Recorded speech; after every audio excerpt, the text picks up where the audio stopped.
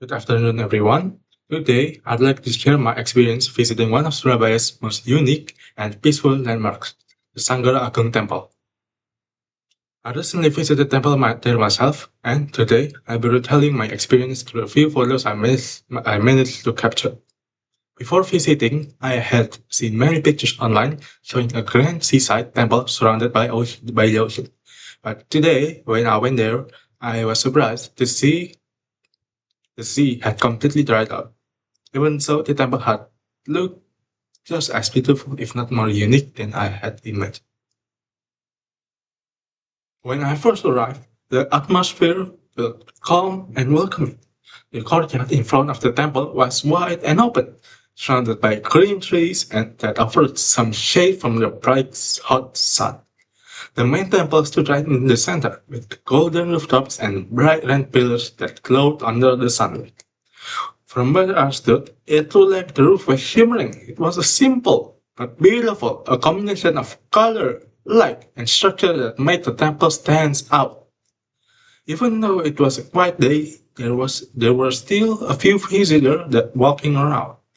Some people stood to take photos, others just sat under the trees and enjoyed the peaceful surrounding.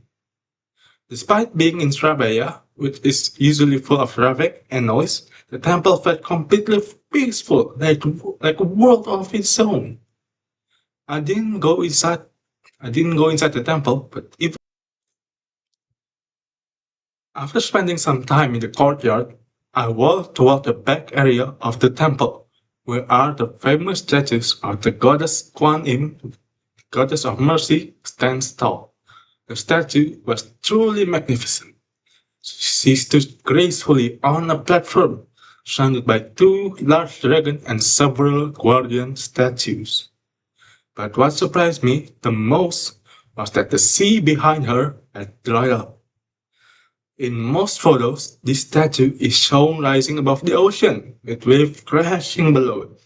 But when I visited, there was no water at all, just a wide stretch of dry ground. It felt strange at first, but also beautiful and quiet in a powerful way. The dragons looked like they were the guardian of the empty shore, and the goddess Kuan Im stood above it all, looking calm and timeless. The sound of wind replaced the usual sound of waves, and for a moment it felt like the world had stopped moving. Even though the sea was gone, the place didn't lose its magic. Sitting near the dried up shore, I started thinking about what makes Sanggar Agung Temple so special. It's not just about religion or architecture, it's about peace, balance, and connection. Even when the sky disappears, the temple still stands tall, the symbol of harmony between people, culture, and nature. It reminded me that sometimes beauty can be found in unexpected moments, in quiet places, or in scenes that have changed with time. In conclusion, my visit to Sangkar Agung Temple was unforgettable. Even though the sea had dried up, it still felt peaceful and inspiring. The golden roofs, the majestic statue, and the soft wind all came together to create an experience I'll always remember. If you visit Surabaya, I really recommend seeing it for yourself. Whether the tide is high or low, the temple has its own timeless beauty. Thank you for listening.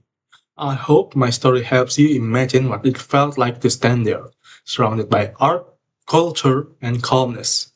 Being at Sangharakung Temple reminded me that peace can come from the simplest moments. The sounds of the wind, the warmth of sunlight on the golden rooftops, or just watching people quietly pray. Even though the sea had dried up, the feeling of serenity never left. It was as if the temple had learned to live with change, to stand gracefully through time, and to keep its beauty no matter what happens around it. That's what makes this place so special. It doesn't just show culture or history. It teaches you something about life, patience, and balance. So, even though my visit was short, it left a long lasting impression on me. And I hope through these photos and my words, you could feel even a little of that peace and meaning too. Thank you once again for joining me on this journey. Until next time, may you find calmness wherever you go, just like I found mine at Sanganakum Temple.